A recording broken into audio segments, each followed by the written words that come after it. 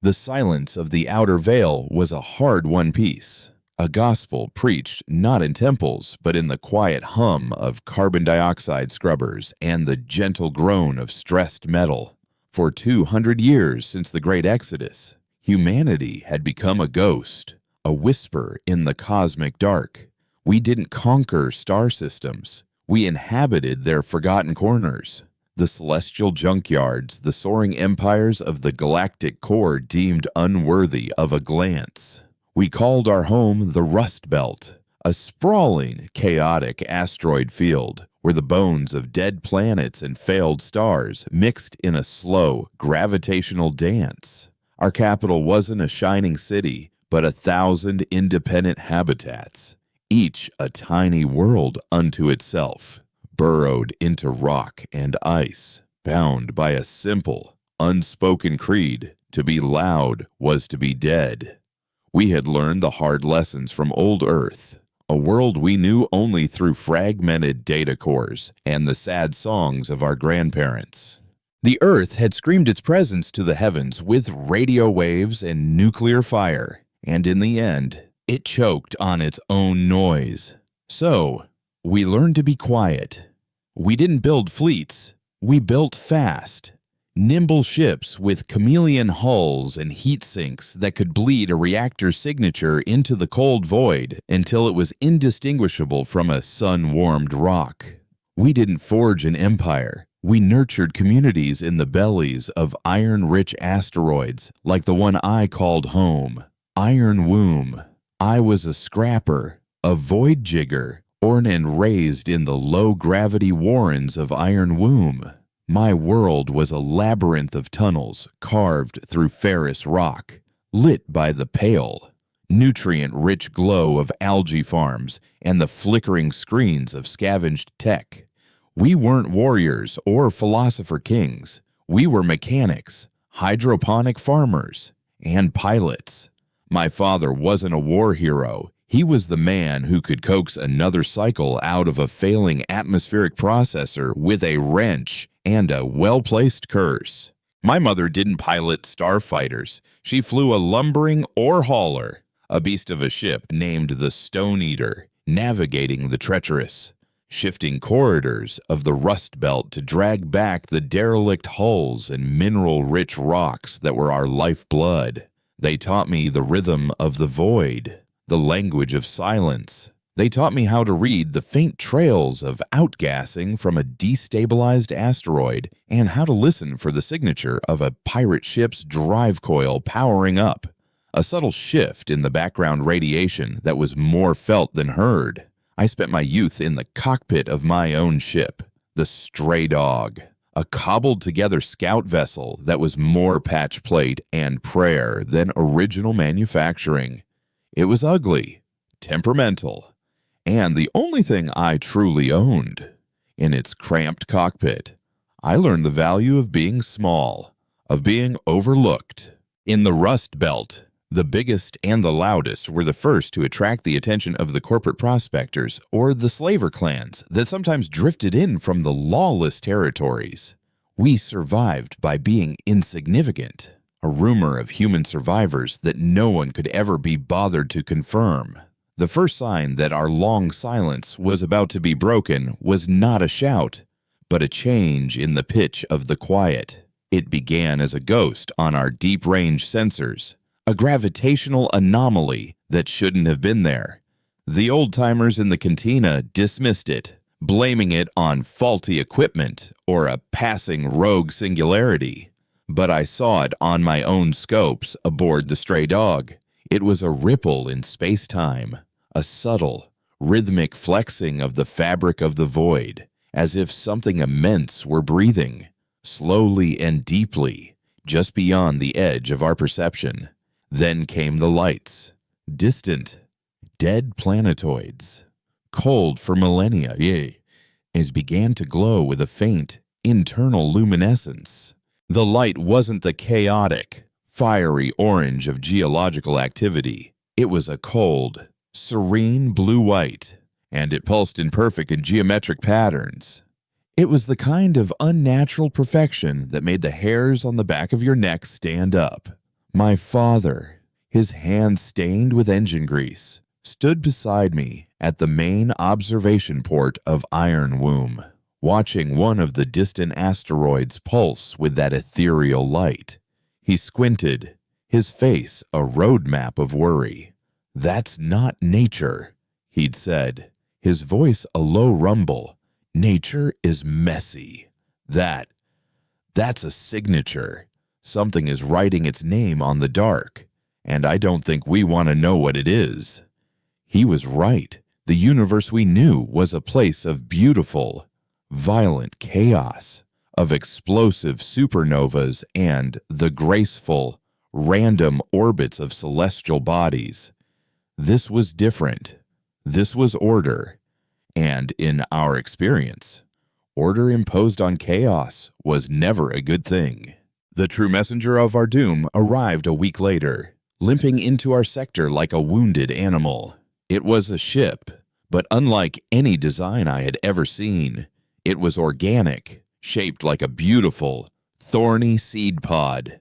Its hull scarred and pitted, bleeding a strange, viscous fluid into the void. It sent no hails, broadcast no identification. It just tumbled, end over end, on a dying trajectory. Our laws were clear. We don't answer the door. We stay dark. We stay quiet. But the Council of Elders, led by a stern and pragmatic woman named Ilara, made an exception. The ship was clearly not a threat. It was a victim. I was tasked with taking the stray dog out to get a closer look. My orders: strict scan it, observe, and do not engage. As I approached, the strangeness intensified. The ship wasn't just damaged, it was being unmade. Parts of its hull were transforming, the organic curves hardening into perfect, crystalline facets that reflected the distant, pulsing lights. I saw it. I saw movement inside a cracked viewport, a being, tall and slender, with skin like polished obsidian, its limbs long and graceful.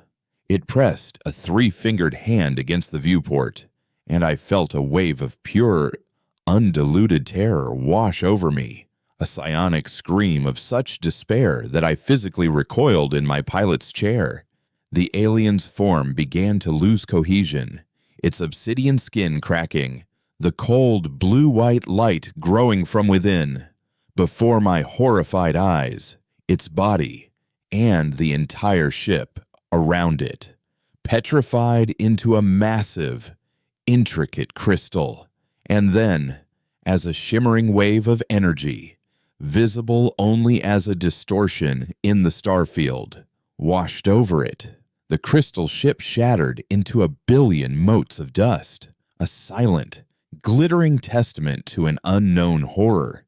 That wave of energy continued, unabated, towards the Rust Belt. It moved at a stately, inexorable pace, not with the explosive speed of a weapon, but with the patient, relentless certainty of a tide. We watched on our long-range scanners as the first asteroids on the fringe of our territory were touched by it, and they weren't vaporized or blasted apart. They were harmonized. Rugged, pockmarked chunk of iron and rock, a kilometer wide, would be enveloped by the shimmering distortion. When the wave passed, it would be a perfect sphere, its surface a smooth, crystalline lattice that pulsed with that same cold, geometric light. It was terrifyingly beautiful and utterly alien. This was not an invasion. It was a cleansing. A force was moving through our sector of the galaxy, not to conquer, but to erase, to overwrite the untidy scrawl of nature with its own rigid, perfect script. The elders convened an emergency meeting in the heart of Iron Womb. The fear was palpable, a metallic taste in the recycled air. We were caught. Our home. A slow-moving rock we had spent generations carving into a sanctuary was too sluggish to outrun the approaching wave. We had spent so long perfecting the art of being invisible that we had forgotten how to run. Panic began to set in. the quiet discipline of our people fraying at the edges. It was Alara who silenced the growing chaos. She stood before the assembly, her face grim but resolute, and activated a device none of us had ever seen powered on before. It was a relic from the Ark ships, a piece of old Earth technology called a whisper drive. It was our greatest taboo, a quantum entanglement communicator that could send a message across the galaxy instantaneously. To use it was to scream our location into the void, to betray the very principle of silence that had kept us safe. But we were no longer safe. "We have honored the silence for 2 centuries. Alara's voice rang out through the cavernous chamber. But the silence will not save us from this. We are not the only ones who fled Earth. The logs of the Ark Odyssey speak of other colonies, other seeds of humanity planted in the dark. One of them, a repository of knowledge called Meridian, was our designated point of last resort. For a century, we have maintained a passive link, a quantum handshake, to confirm we were not alone. Now, we must use it." She turned her gaze from the council to me. "Kaylin, your ship is the fastest and the quietest we have. We are sending the handshake's last known coordinates to the stray dog's nav computer. You will not use the whisper drive. That is too great a risk. You will fly there. You will find Meridian, and you will warn them. You will beg for their help, for a weapon, for a way to stop this wave of uncreation. You are not going to fight a war, Kaylin. You are going to plead for a miracle." I looked at the faces in the crowd, my father's, etched with fear for my safety, my mother's, filled with a defiant, heartbreaking pride. I looked at the great, curving walls of my home, the only world I had ever known. And then I looked at the star chart, at the shimmering, advancing line of impossible order that threatened to erase it all. My mission was a desperate, near-suicidal gamble, but as I walked towards the hangar bay, the hum of the stray dog's pre-flight systems calling to me like a familiar song, I knew it was the only choice we had. The silence was broken, and now our only hope was to find another human voice in the darkness before the silent tide washed us all away. The final embrace with my father was a clumsy affair of thick-skinned gloves on the back of my flight suit, a silent pressure that said more than words ever could. My mother simply touched the stray dog's worn hull, a pilot's blessing, her knuckles white against the scarred metal. "She's an old beast," she said, her voice tight. "But her heart is strong, just like yours." Leaving Iron Womb was like tearing a part of myself away. The hangar bay doors, vast as a cathedral's entrance, slid open not with a roar but with the sigh of aging hydraulics, revealing the familiar, chaotic tapestry of the Rust Belt. It was my sky, my home, a jumble of tumbling rock and shadowed valleys, where I knew every shortcut and every hiding place. I eased the stray dog out of its mooring, the ship groaning in protest as the internal gravity gave way to the true void. For a moment, I just hovered there, watching the lights of my home, a swarm of fireflies deep inside a mountain of iron, and felt the crushing weight of what I was leaving behind. Every soul in that rock was counting on me, and my ship was a Frankenstein's monster of scavenged parts, held together by stubbornness and my father's welds. The nav computer, a relic from a corporate freighter, flickered with the coordinates Ilara had given me, a single point of light in a sector of space so vast and empty it was labeled on most charts as "Here be nothing."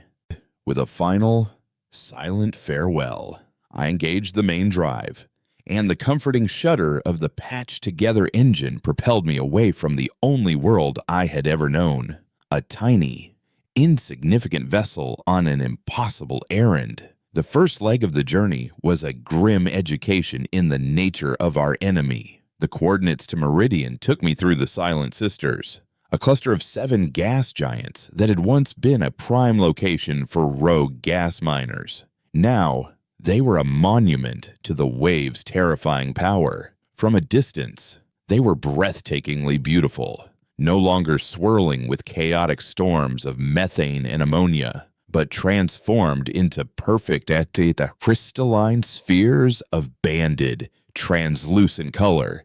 They looked like colossal jewels tossed onto the black velvet of space. But as I drew closer, the beauty curdled into horror. There was no movement. The storms were frozen. The great bands of color locked into a rigid geometric perfection.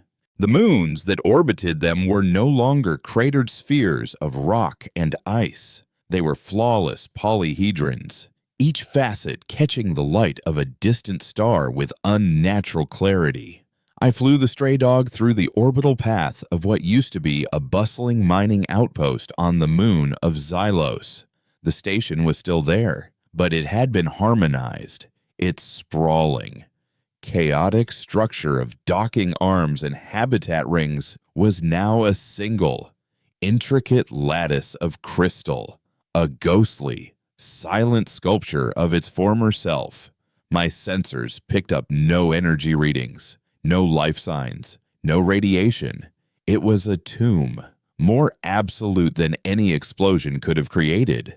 The wave didn't just destroy, it erased, overwriting the untidy reality of life with its own sterile, silent equation. A cold dread, colder than the void outside my cockpit, settled deep in my bones. This wasn't a conqueror we could fight or a plague we could cure. This was a fundamental law of physics being weaponized, a force that turned the universe itself against you. My ship, as if sensing my despair, chose that moment to stage its own protest. A high-pitched whine started in the engine room, a sound I knew all too well. The primary coolant line for the drive core was failing. The stray dog, for all its strengths, had a circulatory system held together with recycled tubing and a prayer. If the line ruptured, the drive would overheat and shut down, leaving me adrift in this crystalline graveyard. I couldn't risk a full stop. Not here. Not with the memory of that shimmering, invisible wave so fresh in my mind. So I did what any scrapper would do. I improvised. I rerouted the non-essential power, plunging my cockpit into a dim, red emergency lighting.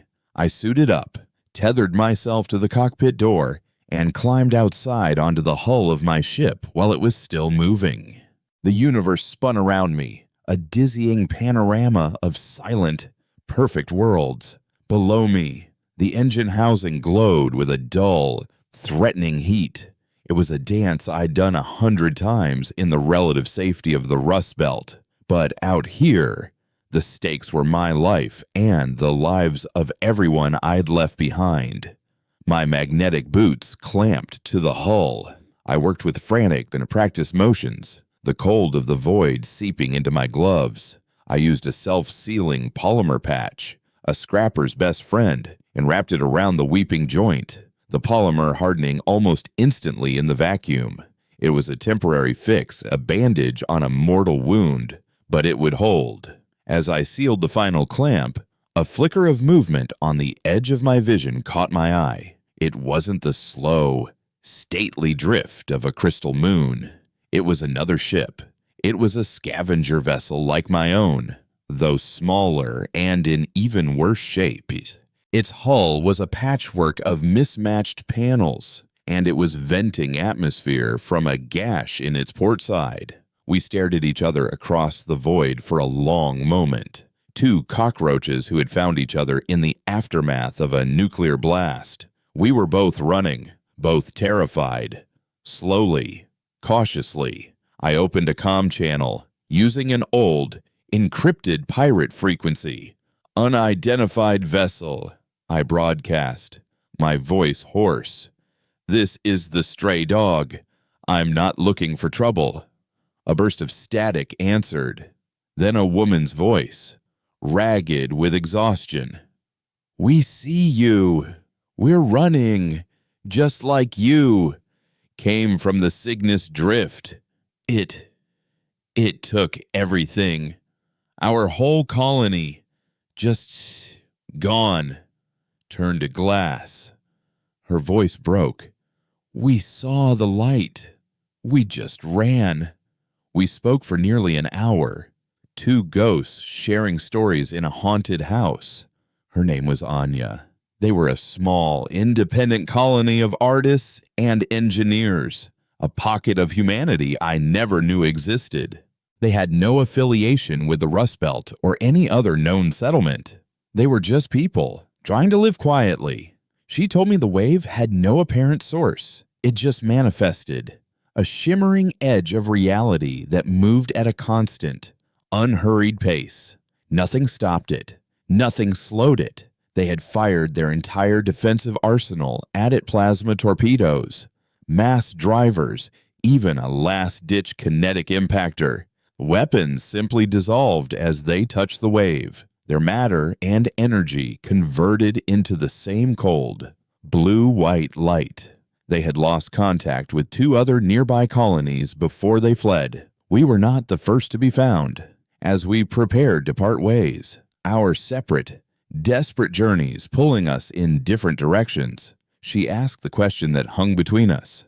"Where are you going?" I hesitated. The name of Meridian, a secret I was sworn to protect.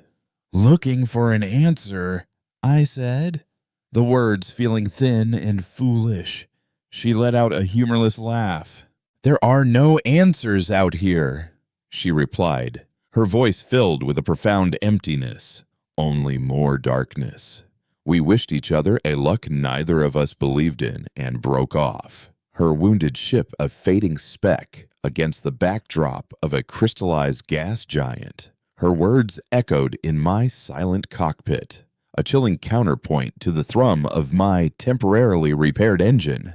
I was alone again, but now my loneliness felt heavier, populated by the ghosts of all the other quiet corners of humanity that had been silently, perfectly erased. The final days of my journey were a blur of caffeine patches, system alarms, and a growing, gnawing fear that Anya was right. The stray dog was dying around me. The coolant patch held, but other systems began to fail in a cascade of decay. Life support was wheezing, recycling air that tasted stale and metallic. The nav computer was glitching, the star charts flickering and distorting. I was pushing my ship far beyond its limits, burning through fuel and spare parts at an unsustainable rate. When I finally arrived at the coordinates for Meridian, my main fuel tank was reading critical, and the only thing keeping the ship from falling apart was the sheer force of my will. And there was nothing there. Just black, empty space. The star system the coordinates pointed to was a binary pair of dying red dwarfs, their light too feeble to support life, their gravitational fields a chaotic mess. There were no planets, no stations, not even a significant asteroid field, just a void. I orbited the designated point in space for hours, running deep-range scans, passive sensor sweeps, every trick I knew. I found nothing. No energy signatures, no communication signals, no heat blooms, nothing. The hope that had sustained me, that had driven me across 1,000 light-years of hostile space, collapsed into a black hole in my chest. Alara had sent me on a fool's errand. Meridian was a myth, a ghost story from the early days of the Exodus. I slumped in my pilot's chair, the exhaustion of the journey crashing down on me all at once. My ship was broken, my fuel was gone, my home was doomed, and I was going to die here, in the middle of nowhere, chasing a fairy tale. In my despair, I almost missed it. It was an error, a ghost in the machine. As the stray dog made another slow, useless circle, my long-range gravimetric sensor, a piece of equipment I had salvaged from a wrecked survey ship, flickered with an impossible reading, For a fraction of a second, it registered a perfectly stable, perfectly predictable gravitational field, an island of absolute order in the chaotic sea of the binary stars. It was gone as quickly as it appeared, dismissed by the diagnostic software as a sensor ghost. But I had seen it. I remembered what my father had told me, watching the pulsing lights on the asteroids back home. Nature is messy. In this reading, this ghost had been the opposite of messy. It was perfect. On a hunch, a wild, desperate gamble born of utter hopelessness. I pointed the stray dog's nose towards the source of the anomaly and cut the main drive.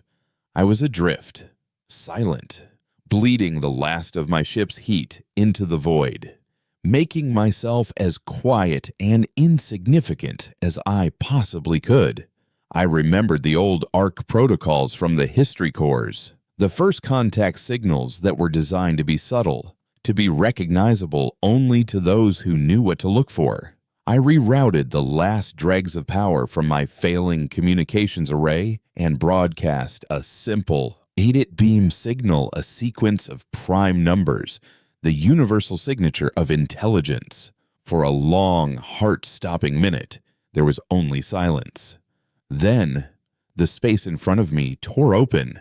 It didn't explode or shimmer. It unfolded, like a piece of paper being creased in a new dimension. The stars warped and bent around an invisible edge, and where there had been nothing, now stood in a structure so vast it dwarfed Iron Womb, so complex it made my mind ache. It was a spindle of woven light and impossible geometry, a station that seemed to exist in a pocket of its own reality, and a voice, calm, powerful, and utterly devoid of static, filled my cockpit, speaking not through the speakers, but directly into my mind. Signal received. Vessel of the Exodus. Your silence is noted. We are Meridian. State your purpose. The voice in my head was not a sound. It was a presence. A weight of intellect so vast it felt like a physical pressure against my skull. My reply was a clumsy, desperate burst of thought, a jumble of images and feelings, the pulsing blue-white light, the harmonized moons, the terrified face of Anya, the slow, inevitable advance of the crystalline tide towards Iron Womb. I didn't speak. I projected the sum of my fear. There was a pause, a moment of consideration so profound it felt like an eternity. Then, the voice returned, its tone unchanged, a placid ocean of consciousness. Your vessel is compromised. Its systems are chaotic and unstable. We will bring you in. Before I could process the words, the stray dog shuddered, not from an impact, but from a sudden lack of motion. The chaotic pull of the binary stars vanished, replaced by a perfect, absolute stillness. A channel of pure, unblemished blackness opened before me, a tunnel through the distorted space, leading directly into the heart of the spindle-like station. My ship, without any input from me, began to move down this impossible corridor. It wasn't being pulled. The space it occupied was being conveyed. Through my viewport, the warped starfield slid by, and the scale of Meridian became truly apparent. It was not built, not in any sense I understood. It seemed to have grown, its structure a seamless blend of flowing, organic curves and sharp, crystalline planes. It was a living equation, a piece of mathematics given physical form. The hangar I was guided into was less a room and more a void. The walls, floor, and ceiling were a soft, non-reflective black that absorbed all light, making the space feel infinite. My ship, the stray dog, with its patched hull and grease-stained viewports, looked like a piece of filth, a vulgar intrusion in a place of pristine perfection. As the invisible forces settled my ship onto a glowing landing pad, the hangar was flooded with a soft, warm light that seemed to emanate from the very air itself. A section of the floor flowed upwards, rising like mercury to form a humanoid shape. The being that stood before me was impossibly elegant, androgynous, with skin that shimmered like mother of pearl and large, dark eyes that held the placid depth of a nebula. It wore a simple, seamless white garment that shifted and flowed as if it were made of liquid light. There was no helmet, no rebreather. The air, I realized with a start, was already cycling through my ship, clean and pure, with a faint, clean scent like ozone after a storm. The being raised a long-fingered hand, and the telepathic voice filled my mind again, though I knew now it was this person speaking. "I am Lyra, the conductor of this meridian. Welcome, Kaelin of Iron Womb. We have been expecting you." The statement hung in the air, more unnerving than any threat. How could they have been expecting me? "Your arrival was a statistical probability," Lyra explained, her expression unreadable, sensing my unspoken question. "Your colony, and a dozen others like it, were seeded from the Exodus with a fail-safe protocol. The Whisper Drive, you call it. In the event of an existential threat, it was designed to send a quantum-entangled distress signal to us, the primary repository. Your elder, Elara, activated the handshake protocol. It was a soft bell ringing in the dark. We simply waited for the echo. I was escorted from my ship, not by guards, but by two silent figures identical to Lyra. The stray dog was immediately enveloped in a shimmering field of blue energy, and I watched, my heart sinking, as small, spherical drones swarmed it, deconstructing it piece by piece with surgical precision. They weren't scrapping it, they were studying it, analyzing every weld, every patch, every drop of spilled coolant as if it were a precious, primitive artifact. Your vessel is a testament to the art of survival. Lyra's voice echoed in my mind as she led me down a corridor that seemed to build itself just ahead of our steps. But it is a monument to entropy. Here, we have overcome such things. The interior of Meridian was a silent, flowing masterpiece. There were no corridors, only pathways of light that shifted and reformed. There were no sounds, only a faint, subliminal hum, the vibration of immense, controlled power. Other beings like Lyra drifted through the vast, wide open spaces, their movements graceful and unhurried. They were all beautiful, all serene. Their faces held a calm that was both beatific and deeply unsettling. There was no art on the walls, no personal trinkets, no sign of the messy, chaotic individuality that defined my home. It was a paradise, and I had never felt more like a prisoner. Lyra led me to a chamber at the heart of the station. The room was a perfect sphere, and we floated in its center. The walls were a 360-degree view of the cosmos, but it was a view I had never seen, filled with galaxies and nebulae of impossible color and clarity. "You have come for help," Lyra stated, her dark eyes fixed on mine. "Show me." I didn't need to speak. I closed my eyes and focused, pushing the memories forward. I showed her the shattered crystal ship in the psionic scream of its dying pilot. I showed her the beautiful a terrible perfection of the Silent Sisters, the frozen storms on the gas giants. I showed her the ghost station on Xylos, a tomb of intricate lattice. I let her feel the cold dread that had settled in my bones, the frantic desperation of my jury-rigged repairs in the void, the crushing weight of my people's hope.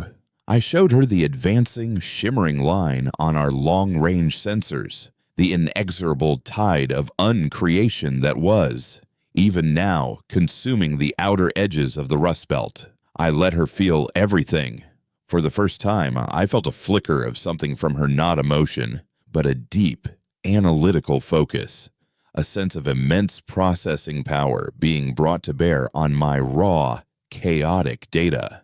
The starfield around us shifted, and a new image coalesced, a swirling, shimmering wave of energy, a perfect, complex model of the phenomenon. It pulsed with that same cold, blue-white light.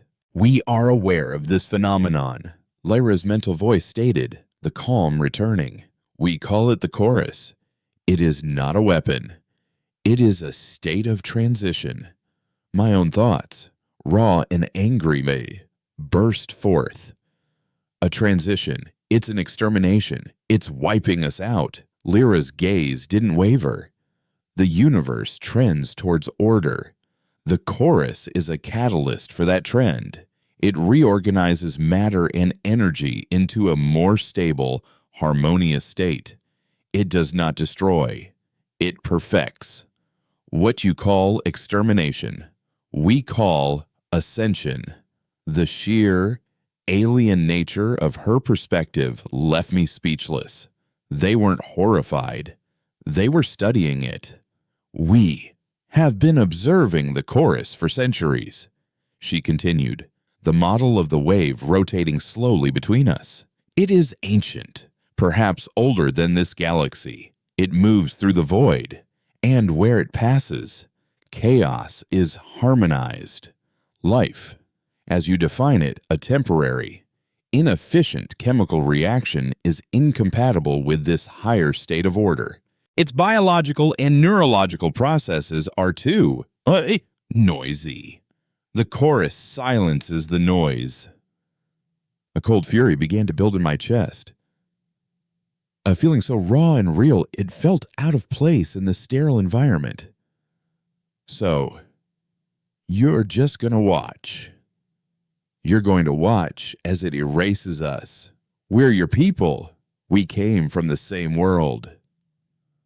Lyra tilted her head, a gesture of mild curiosity. "We are no longer the same people. Kaylin, your ancestors chose to survive. Ours chose to evolve. We have shed the limitations of our biology. Our consciousness is woven into the fabric of this station.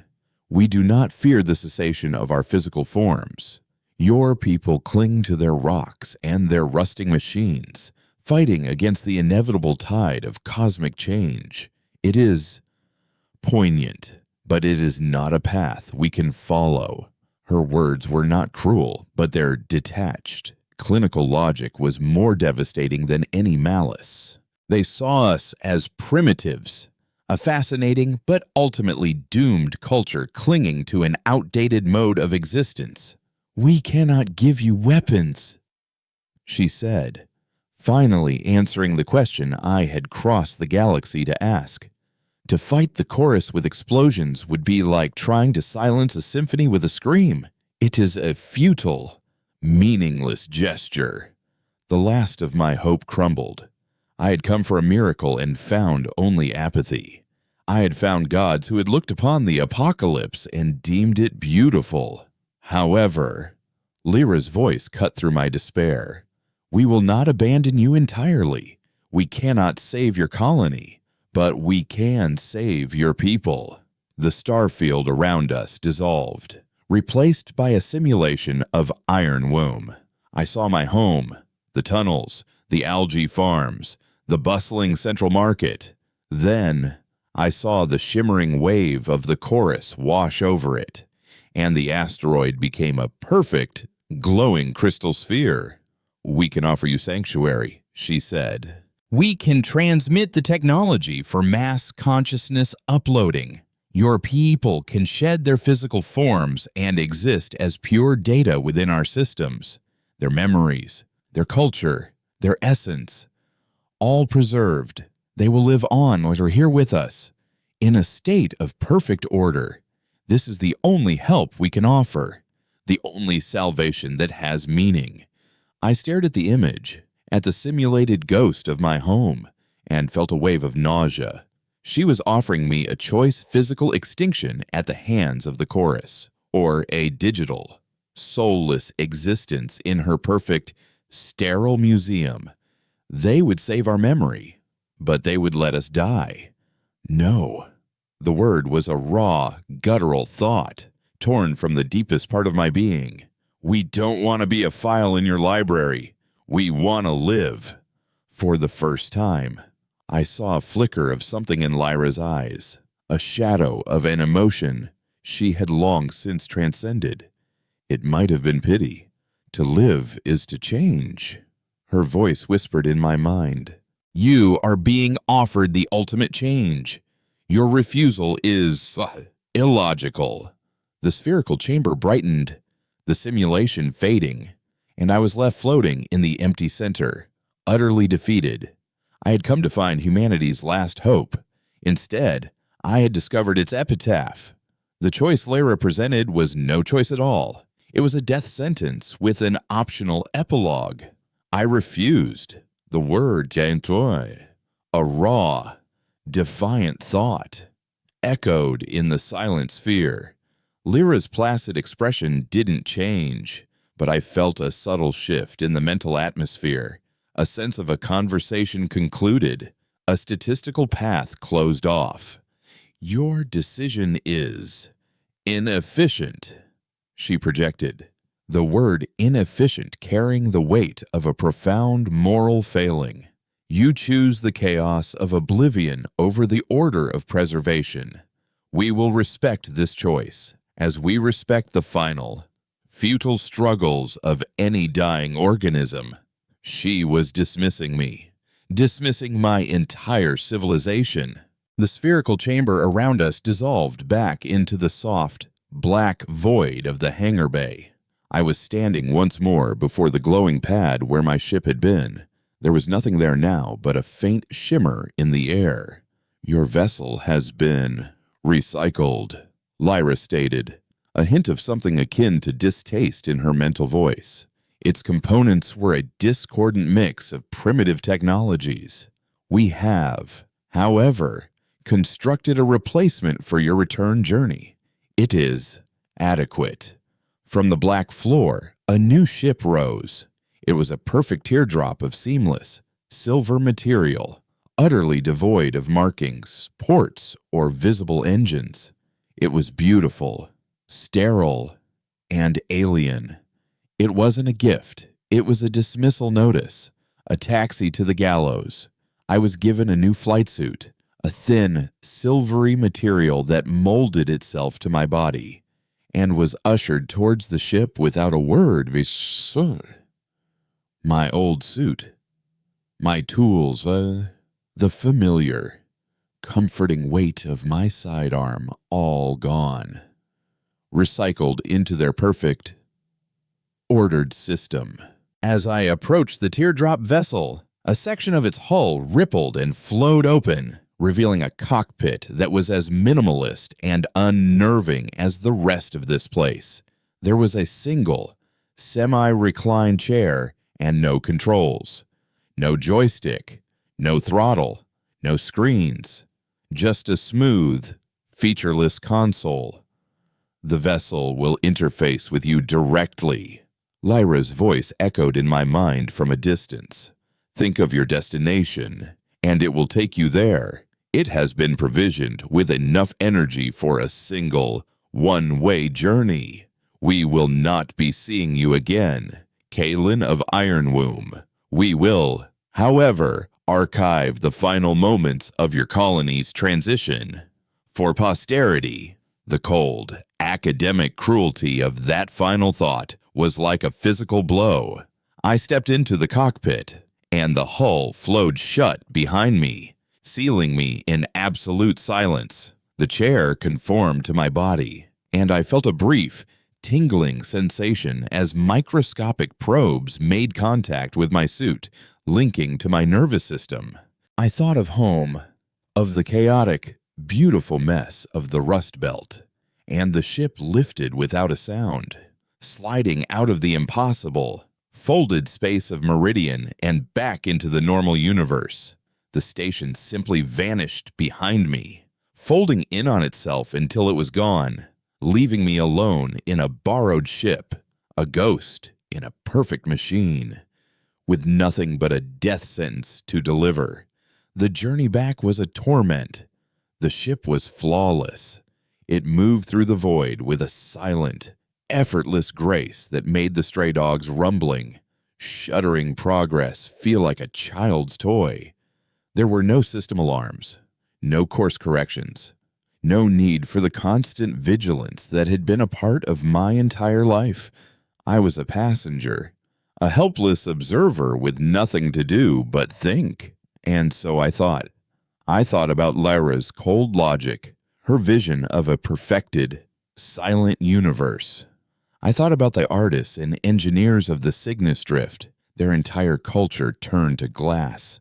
I thought of the dying alien in the crystal seed pod, its final psionic scream of terror. Anya had been right. There were no answers out here. But as I replayed Lyra's words in my mind, one phrase snagged, a loose thread in her perfect tapestry of logic. To fight the chorus with explosions would be like trying to silence a symphony with a scream. She meant it as a dismissal of our primitive methods, a statement of our ultimate powerlessness. But the more I thought about it, the more a desperate, insane idea began to form. What if she was wrong? Not about the explosion, but about the scream, the chorus harmonized chaos, its silenced noise. But what if the right kind of noise, the right kind of scream, couldn't be silenced? What if you could fight a symphony not with a single, futile shout, but with a counter-symphony, an anthem of pure, unadulterated chaos? It was a mad thought, the last gamble of a condemned man. It was based on nothing but a metaphor and a sliver of hope. But it was my thought, born of the messy, illogical, desperate humanity that Lyra and her people had so casually dismissed. The dying alien scream had been one of pure terror and despair. What if we could scream with defiance? The chorus was a wave of pure order. Our only weapon, the only thing we had in abundance, was its absolute opposite, chaos. The Rust Belt wasn't just a collection of rocks. It was a gravitational nightmare, a chaotic dance of millions of asteroids, each with its own trajectory, its own spin, its own unique resonance. It was the messiest, noisiest, most unpredictable place in the sector. It was our home, and it might just be our only weapon. I used the ship's perfect, intuitive interface to access its star charts. They were more detailed than anything I had ever seen. Maps of the galaxy rendered with impossible precision.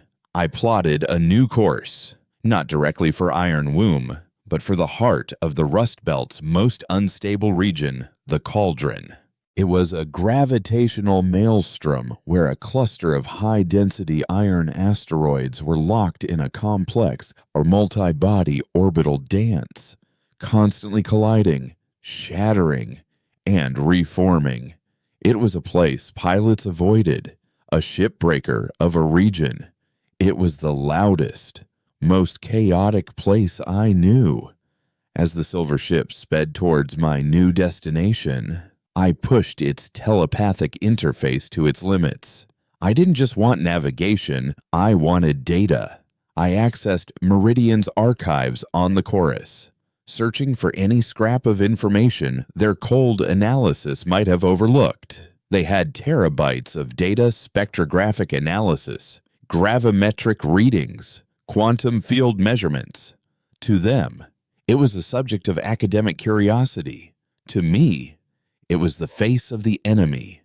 I sifted through their perfect data with my imperfect, desperate mind, and I found it.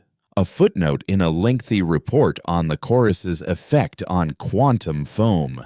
The wave propagated through a harmonic resonance, a baseline frequency that subtly altered the quantum state of the space it passed through, encouraging matter to settle into its lowest possible energy state, a perfect crystal. But the report noted an anomaly, and in the presence of extreme multi-vector gravitational stress, the wave's propagation was slightly, almost imperceptibly, disrupted. The resonance field became noisy, less efficient. The Meridian scientists had dismissed it as statistically insignificant, a trivial bit of static in their grand cosmic symphony. But to me, it was everything. It was proof. My insane idea wasn't just a metaphor. It was physics. The chorus wasn't invincible. It had a weakness. It didn't like chaos. I arrived in the cauldron with days to spare before the chorus was projected to hit Ironwomb. The sight was terrifying and beautiful. Asteroids the size of cities tumbled and smashed into each other with slow, silent violence, sending clouds of dust and shrapnel spinning out into the void. The gravitational tides were a physical force, making the perfect ship around me hum with the strain of maintaining its position. This was the raw, untamed heart of the universe my people had chosen as their sanctuary. Now, I had to turn it into a weapon. Using the ship's powerful communication suite, I sent out a broadcast on every emergency frequency to every colony, every habitat, every lone scrapper in the Rust Belt. It wasn't a plea for help. It was a call to arms. I told them everything. I told them about Meridian's cold comfort and their offer of digital ghosts. I told them about the chorus's nature, its quest for perfect, silent order. And I told them about my plan, my wild, desperate symphony of chaos. I told them to abandon their homes. I told them to gather every ship they had, from the largest ore hauler to the smallest scout vessel, and then I sent them the coordinates to the cauldron. We have lived by silence, my message concluded, my voice raw, broadcast to 1,000 hidden corners of the belt. We have hidden in the shadows, and the shadows have failed us. Meridian offers us a silent memory in a library of ghosts. I offer you a scream, a final, glorious, defiant noise. We will not be harmonized. We will not be perfected. We will be chaos. We will be loud. And we will live. The message went out, a single voice against a tidal wave of oblivion. I had no idea if anyone would listen. I had no idea if my plan would even work. All I could do was wait, floating in the heart of a cosmic storm, and hope that humanity's stubborn, illogical, chaotic soul was still worth fighting for. The silence of the cauldron was the first to answer my call. For 2 days, I waited in the cold, perfect cockpit of the Meridian ship, a lone spark in a gravitational tempest. Despair was a patient predator, circling in the quiet moments between asteroid collisions. I had screamed into the void, and the void, it seemed, was content to remain silent. Then, on the 3rd day, a single, familiar flicker appeared on my long-range sensors. It was a lumbering ore hauler, its drive plume a dirty orange against the black, its transponder squawking a designation I knew better than my own name, the Stone Eater. My mother's ship. My heart hammered against my ribs, a chaotic, messy rhythm that felt like a prayer. They had come, and they were not alone. Behind them, the floodgates opened. It was the most beautiful, ugly, glorious fleet I had ever seen. They poured into the cauldron not in neat formations, but in a chaotic, unruly swarm. There were cobbled together scout ships like my lost stray dog, hulking mining platforms bristling with drills and grapples, sleek pirate cutters with scarred hulls, and entire habitats hollowed out asteroids propelled by dozens of mismatched engines trundling along like armored snails. It was the entire, messy, stubborn soul of the Rust Belt, a flotilla of rust and rebellion. My comms panel, which had been silent for so long, erupted into a cacophony of voices, old friends, strangers, rivals, all talking at once, their fear and hope a tangible static in the air. I saw Ilara's command ship, a repurposed Arc-era cruiser, take up a position near the center of the storm. She opened a direct channel to me, her aged face appearing on the holographic display the Meridian ship generated. There were new lines of strain around her eyes, but her gaze was as firm as bedrock. "Your scream was heard, Kaelin," she said, her voice raspy. "We are here. What you propose is madness. It may kill us all, but it is a better death than becoming a crystal ghost in a silent museum. The Rust Belt is yours to command." I was no commander, no admiral. I was a scrapper who had flown too far and seen too much. But looking at the 1,000 points of light that represented my people, their entire existence wagered on my desperate gamble. I knew I had to be. I broadcast my plan, not as a series of orders, but as a shared act of creation. We would turn the cauldron's natural chaos into a weapon. The heavy haulers and mining platforms would act as shepherds, using their tractor beams and kinetic drivers to push the largest asteroids, accelerating their orbits, forcing collisions, turning the gravitational storm into a directed hurricane. The rest of the fleet, every single ship, would form a loose sphere around this core of grinding rock. And when the time came, they would pour every ounce of energy from their reactors, their weapons, and their comms arrays into the storm. The final piece of the plan came from Ilara. Lyra spoke of a scream silencing a symphony. She said, her eyes glinting, "We have one scream they have never heard before." She held up a small, intricate device, a whisper drive, salvaged from her cruiser. "We have dozens of them, relics from the Exodus. We will link them, overload their quantum entanglement cores, and broadcast pure, undiluted static into the quantum foam itself. We will not just shout at the symphony, we will tear apart the very stage it is playing on." It was the ultimate blasphemy against our old creed of silence, using our most taboo technology not to whisper, but to roar. As our fleet worked, transforming the cauldron into a weaponized vortex of chaos, the chorus arrived. It appeared on the edge of our sensors not as a ship or a fleet, but as a creeping stillness. The distant, random tumble of asteroids on the fringe of the Rust Belt ceased. They became perfect, motionless spheres of light, the first notes in the symphony of our extinction. The shimmering wall of reality, the edge of the wave, advanced with its patient, inexorable grace. It was terrifyingly beautiful, a silent, perfect tide of blue-white energy that promised to wash away all our messy, imperfect noise. It did not slow. It did not deviate. It simply came. I watched it from the cockpit of my alien ship, a bubble of perfect meridian order in the heart of the chaos we were about to unleash. I could feel the thrum of 1,000 engines, the groaning protest of stressed metal, the terrified, defiant beat of every human heart in the fleet. I took a deep breath, the clean, recycled air of my old life a distant memory. To everyone I broadcast, my voice steady, my words for all of them, for my mother and father, for Ilara, for the ghost of Anya, and for the soul of a dying alien in a crystal ship. They promised us a perfect ending. Let's give them a messy, glorious, and very, very loud beginning. Now.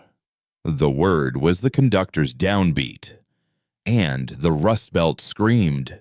1,000 drive plumes fired at once, not in unison, but in a chaotic, desperate blast of energy that tore at the fabric of space-time. The massive asteroids at the heart of the cauldron, nudged by the mining ships, slammed into each other in a cataclysmic ballet of destruction, sending shockwaves of pure kinetic violence through the system, and the whisper drives, pushed far beyond their limits, shrieked into the quantum realm, a wave of pure, chaotic static, the antithesis of the chorus's perfect harmony, our symphony of noise, a tidal wave of entropy and defiance, slammed into the advancing wall of perfect order. For a moment that stretched into an eternity, the two forces met in absolute silence. The universe seemed to hold its breath. Then the chorus broke. The perfect unsheathed line of the wave buckled and warped where it touched our chaos. The serene blue-white light flickered, shattering into a discordant rainbow of ugly, sickly colors. The pure, harmonic tone of its resonance, which I could feel even in my shielded cockpit, became a jarring and as painful shriek. It was like watching a perfect pane of glass being struck by 1,000 hammers at once. The chorus was not destroyed, but it was wounded, repulsed. The orderly wave could not find purchase in our storm of noise. It flowed around us, the perfect river of reality, diverting around the immovable, screaming rock of our existence. We took losses. Ships too close to the asteroid collisions were pulverized. Others had their reactors overload from the strain. But we held. We held our island of chaos against the tide of perfection. As the main wave of the chorus passed us by, leaving our bubble of the Rust Belt intact, a ragged, defiant cheer erupted over the comms, the most beautiful noise I had ever heard. Looking out from my borrowed, perfect ship, I saw our fleet, battered and bruised but undeniably alive, floating in the heart of the storm we had created. We were no longer silent ghosts hiding in the dark. We had faced the end of the universe, and we had answered it with a scream. The silence was broken forever, and in its place we had found our true voice.